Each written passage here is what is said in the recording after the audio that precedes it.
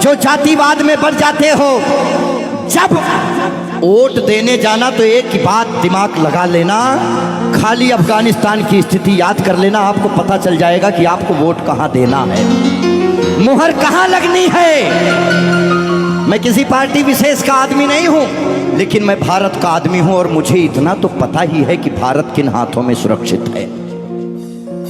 इसीलिए ध्यान से, ये जो जातिवाद में हम लोग बट रहे हैं उस पे है कि मन की हल्दी घाटी में राणा के भाले डोले थे, यूं लगता है वीर शिवाजी चीख चीख कर बोले थे।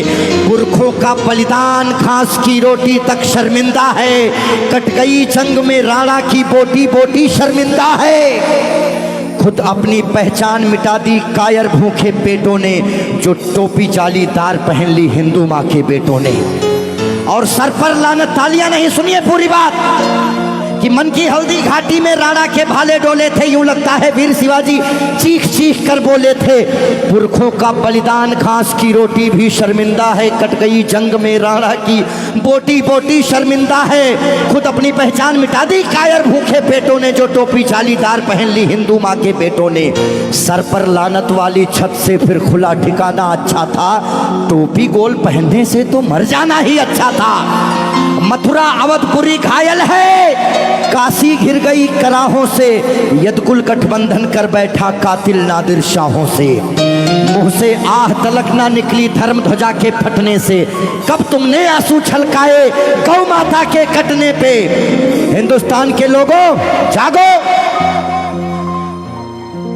कब तुमने आंसू छलकाए गौ माता के कटने पे। जागे नहीं अगर आज हम, तो ये प्रश्न पीढ़ियां पूछेंगी। हमारे पास दो ही ऑप्शन है, या तो हम अपनी आने वाली पीढ़ियों के लिए चेतावनी बन जाएं या मिसाल बन जाएं। ना हम कश्मीरी पंडितों को भूलेंगे और ना राम भक्तों पे गोलियां चलाने वाले को भूलेंगे। ये वही भारत है, ध्यान रखिएगा। किसी बहकावे में नहीं आना है कि कब तुमने आंसू छलकाए गौ माता के कटने पे, और जागे नहीं अगर हम, तो ये प्रश्न पीढ़ियां पूछेंगी। गन पकड़े हिंदुओं के बेटे और बुरके से लदी बेटियां पूछेंगी, बोलेंगी, हे आर्यपुत्र इतना उद्धार किया होता, खतना करवाने से अच्छा हमको मार दिया होता। और सोते रहो सनातन वालों तुम सत्ता की गोदी में, पर सांस आखिरी तक भगवा की रक्षा हेतु लड़ूंगा मैं। शीश कलम करवा दूंगा पर कलमा नहीं पढ़ूंगा मैं, शीश कलम करवा दूंगा।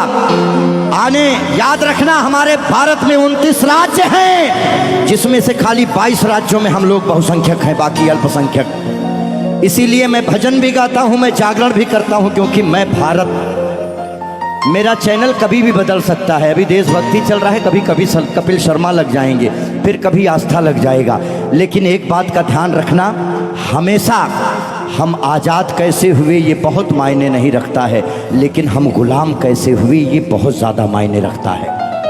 आप जानने का प्रयास करना कि ऐसा क्या हुआ होगा भारत में जो पूरा अखंड भारत गुलामी की तरफ बढ़ गया।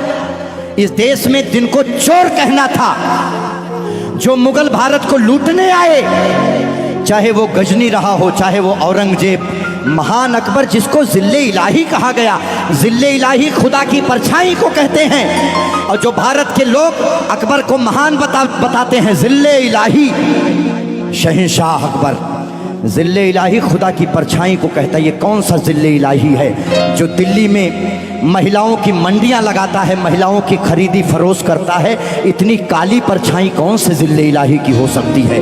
इसीलिए आप अपने हीरोज, अपने बच्चों को बताओ कि ये देश भगत सिंह की वजह से, ये देश जियो तिवारी जनेऊधारी, चंद्रशेखर आजाद, ये देश मंगल पांडे, बुंदेले हर बोलों के मुंह हमने सुनी कहानी थी और खूब लड़ी मर्दानी वो तो।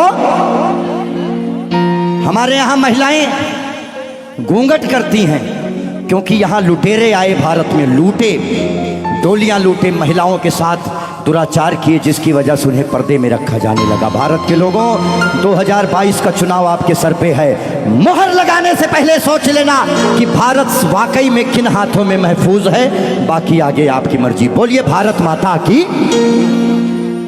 आइए रोक दो भाई, इतना काफी है।